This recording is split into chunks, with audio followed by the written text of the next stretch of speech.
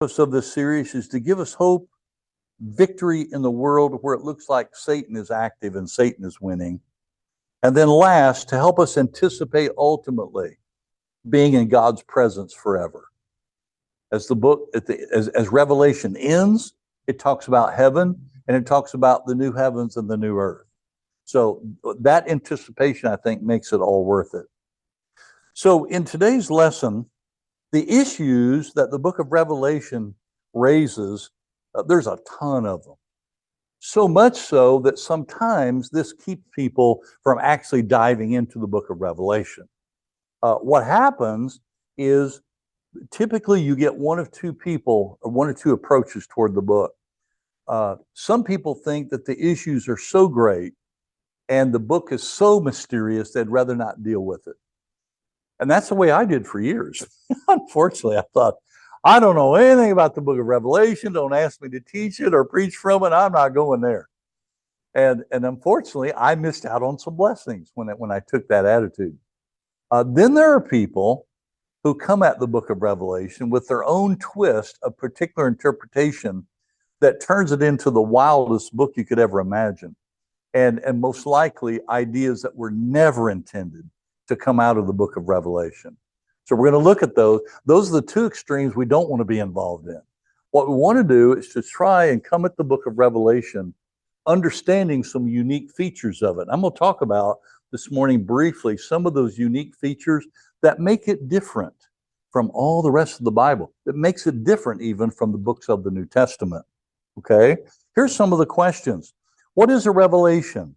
And how does understanding Jewish apocalyptic literature, which is a lot like this, how does it help us understand what's going on in the book of Revelation?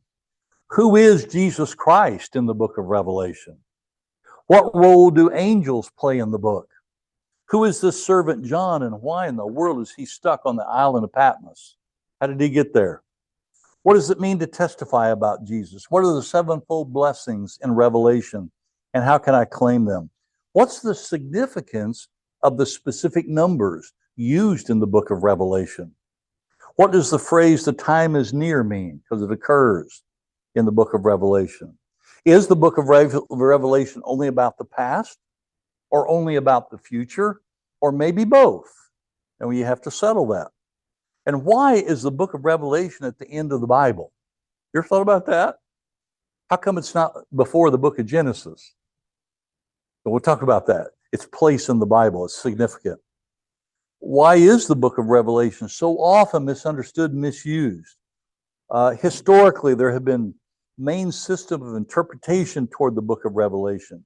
And when you get to study it, that's important to recognize. You don't have to dive into all the particulars of it, but to realize that unfortunately, there have been different systems of interpretation. And the sad thing is, this is what's so sad to me, there have been divisions in Christianity over which system of interpretation you used on the book of Revelation. Well, Satan wins in that argument. Are you telling me you're not going to fellowship each other all because you have a different view on Revelation? You've got to be kidding me. So anyway, we'll look at that briefly. John testifies to what he saw. So what do we make of his visions? What are visions and dreams? And how do they fit into John's revelation that he shares with us? And why does God use the medium of a dream? What was going on in the 7 churches of Asia Minor that made the book of Revelation necessary? See, there was stuff going on in those 7 churches that made this book necessary. How cataclysmic is the battle between good and evil portrayed in the book of Revelation? And when you look at the battle as it's described, who wins that battle? How does Satan operate in the book of Revelation, and what is his destiny? And how can we understand the flow of the book when it seems to have repetition and new material all woven together? It's very difficult to come up with a structure and an outline of Revelation like it's so easy to do in other books of the New Testament. This one is different. And was the book of Revelation written in the late 60s of the first century or the 90s of the first century? And if so, which perhaps Roman emperor was on the throne? And why did the Christians feel so threatened by imperial Rome? What is the new heaven and new earth? What are the end times like? And last of all, and this goes to Larry's prayer. I caught this in Larry's prayer. Are you ready for this? Last of all, how does the book of Revelation offer hope for us today so that we can actually apply this book? You know, not read it and think it's so strange we set it back up on the shelf. Well, as we get started, I want to describe what I believe is a very important way to approach the book of Revelation. This is crucial. And the phrase for it is called immersive imagination. And I want to give you an illustration that's going to help you see what we're talking about. When my oldest daughter was in high school, her English teacher suggested that they go watch a movie.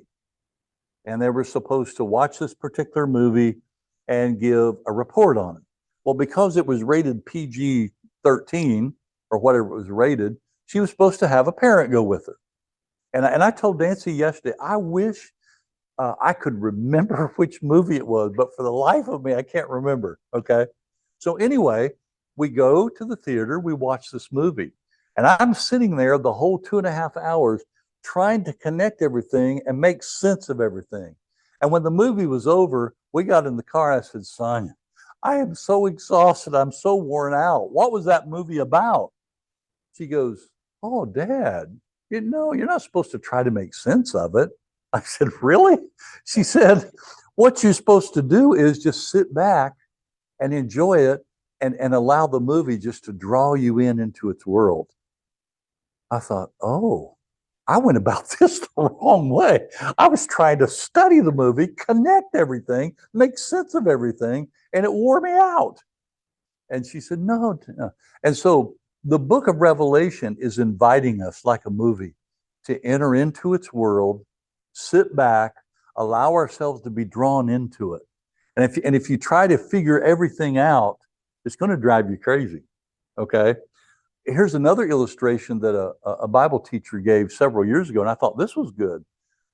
Those of you who love music and can read music and maybe even play an instrument, you have a music sheet in front of you. And you know how important it is to understand, you know, where the notes are, do, re, mi, fa, sol, la, ti, do on the scale, what key it's in, you know, all of the different things that you read on the sheet of music and the paper itself.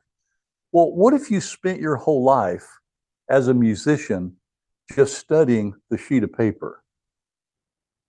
That in your head, you thought you understand everything theoretically and technically about music, but you never played an instrument. You never sang. You never went to an orchestra playing. You know, you really wouldn't be able to immerse yourself in the music and enjoy it and be part of it. And so we understand, yeah, there's an important part of understanding, but if I stop there, I've lost it all. So the question is, are we, with our minds, able to imagine ourselves being drawn in to John's vision such that we can almost close our eyes and see ourselves participating in the vision? John would be the first to tell us, I'm convinced, that the words he uses to paint the picture of his visions really don't do it justice. I guarantee you. Have you ever had this happen? I know you have. You've had a vivid dream. Oh my, you wake up and you're with someone and you try to tell them how vivid the dream was, you know, and you're trying to figure out which word to use and how to describe it. And the person sitting in front of you has got this blank stare on their face. And you can tell the words you're using are not getting through. Words have their limitation. But the book of Revelation is such that the words that are used by John are designed to invite us into the episodes and the scenes all through the book. Okay? Now, Robert Lowry, who has written a book called Revelation's Rhapsody, has proposed 6 principles, and I want to share these principles with you. They're simple, but they're powerful, and if you don't follow them, you're going to miss the book of Revelation.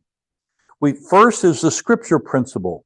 We study the book of Revelation within the context of the other 65 books. And what's amazing about the book of Revelation, it's at the end. Genesis means beginning. Revelation is the destiny and the end. And there's something else that's really cool. Do you realize in the book of Genesis that we're told that the tree of life was lost to humanity? Because Adam and Eve sinned, they were expelled from the garden and they lost the right to the tree of life. In the book of Revelation, it comes up again.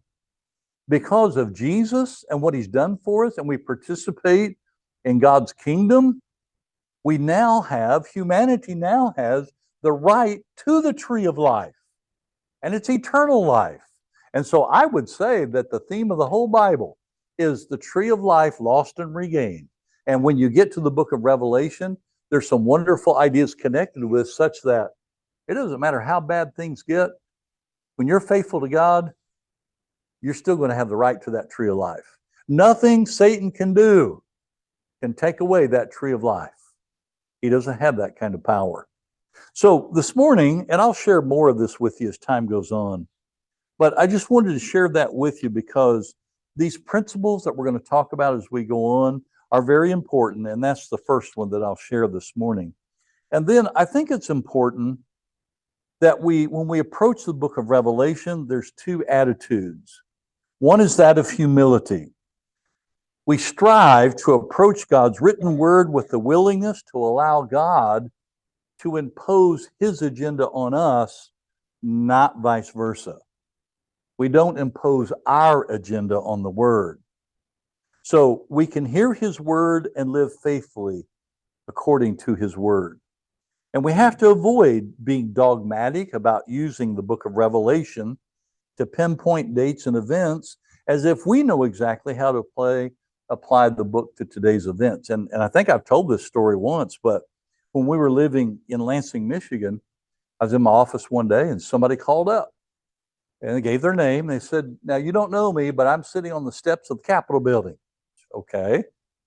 And then they said, and they read a passage out of the book of Revelation. "Are you aware that this is going to happen this week?" Read the passage out of the book of Revelation. And then I let him talk for a moment. I said, "Well, are you aware that there's another perspective on that?" And all I heard was click. He hung up the phone. So people have their own biased opinions. And we've got to step back and say, okay, am I letting Revelation speak to me, or am I trying to force it to say what I want it to say? Now, we also have to honor the attitude of honesty.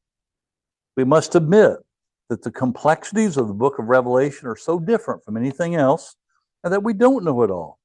But we allow the book of Revelation to inform our beliefs about the end times, and be honest about changing our views if we have to, based on what we come across in the book of Revelation. So that through the Spirit, the book of Revelation motivates us to faithfulness and obedience. Faithfulness and obedience. If that's what it does, then I think it's done what God intended for it to do. Let me give you another illustration. One time when we lived in Lansing, Michigan, I was part of a men's workout spa, and thought I was, at that time of my age, I was trying to get real buff, you know. And one day after a hard workout, they had this great big old hot tub. I mean, it was huge. And one day I stepped into the hot tub and I counted like 20 guys in this big circle. And I noticed that one of the guys to my left, he started talking to people. And so one by one, after a quick conversation, I saw the guys getting out of the tub. And so it was like he was working his way around and everybody was hopping out. And I'm thinking, what in the world is he telling people? So when he got around to me, I was the last one left in the hot tub. He goes, "I have seen Satan. Do you want to know what he looks like?" And then when he said that, I said, "I can see why the other guy jumped out of the hot tub." I said, "Okay, tell me more." And boy, I mean, he had descriptions that were incredible. So when he got done, I said, "Now I want you to do something else for me. Can you tell me what Jesus is like?" Well, he didn't like the question. And when he found out that I wasn't going to be receptive to all of his satanic stuff, he got out of the tub and left. And I've never forgotten that. He wanted to focus so much on what he thought Satan looked like, and he saw Satan and all that stuff. When he got done, I said, well, okay, now tell me what Jesus is like. Well, he wasn't about that. And I just thought that was so sad. Because for me, as I saw it happen, there went his Christian witness if he had any at all. Okay? So we have to be careful how we do that. Let's look quickly. Verses 1 through 3 that I read, I just want to go through this real quick. We're blessed, and I want to look at this paragraph through the first blessing. We're blessed by this revelation of and about Jesus. The mystery of who Jesus is going to be is revealed. And when we talk about this, it's about Jesus Christ, and he's the source of its message. And when I look in the book of Revelation, I'm amazed of all of the things that are claimed about Jesus. First, he's the Alpha and Omega. That's chapter 1. So what does it mean for Jesus to be the Alpha and Omega? Now, if we were saying in English, he's the A and the Z. So what does it mean for Jesus to be the Alpha and the Omega? He's the first and the last. That when it comes to everything about purpose in this life, when it comes to everything about meaning in this life, and it comes to everything about living the kind of life that prepares for eternal destiny, he's the first and he's the last. He's the lamb that was slain. So that, and this is amazing too, because not only is he worthy, art thou, but he's worthy as the lamb that was slain. You have to remember, John is writing to Christians where they've seen people beheaded. Okay? And he's trying to give a message of encouragement to those that are left behind, so that what he's actually saying with the image that the lamb is slain, guess what? Folks, when you're trying to worship God, you're not only the first ones that are killed because of faithfulness. In fact, the Jesus that you're following, guess what? He was slain too for his faithfulness. So there's a purpose for this lamb. We also find that he's the faithful witness. He's the firstborn from the dead. He's the ruler of the kings of the earth. Now, here's what we don't realize, and I need to say this. When John claims that Jesus is the ruler of the kings of the earth, that was a slap in the face to the Roman Caesar. Roman Caesars thought of themselves as divinity. They wanted to be worshipped as a divine, and the Roman Caesars felt like they were all powerful and everybody in the world ought to kneel down to them. The book of Revelation, if it doesn't say anything, it says this: Christians have no business, and they don't have to, kneel down to any worldly power. That's it. We don't have to. And we've got example. Jesus, beheaded witnesses that we're going to come across later on. In the history of the Christian faith, we can look to men and women of faith who refused to bow down to any political or imperial power that wanted to be viewed as God. Jesus is the ruler of the kings of the earth. He freed us. He's the sacrifice because he freed us from our sins by our blood. He's the root and the offspring of David. He's the bright and morning star. And so many other things all through the book of Revelation. We're going to find out about who Jesus is. It's really rich. We're also blessed by God's timing of all things. Twice it says, these are things that must soon take place. I wonder if you caught that when I read it. And also that the time is near. And I don't think it's by mistake that in both the first chapter and in chapter 22, the last chapter, those are repeated again. These are things that must soon take place, and the time is near. The whole book is framed by that thought. So you think, okay, well, if John's writing it to the Christians of the Asia Minor, the 7 churches, they all died off, and we're here. Christ hadn't come back yet. And so some people say, in fact, I read last night, I'm like, and I thought, now I know it's late, but I can't believe this guy said this. One person said, well, because Jesus didn't come during the lifetime of these early Christians that are living in the churches, 7 churches of Asia, then John got it wrong. That the time is not near and the time is not soon. I'm like, what do you mean John got it wrong? Could there be another option? I think so. This way of framing the message makes every generation, no matter how long the earth stands, ready for his immediate coming. I hate to tell you, but maybe, no, let's rephrase that.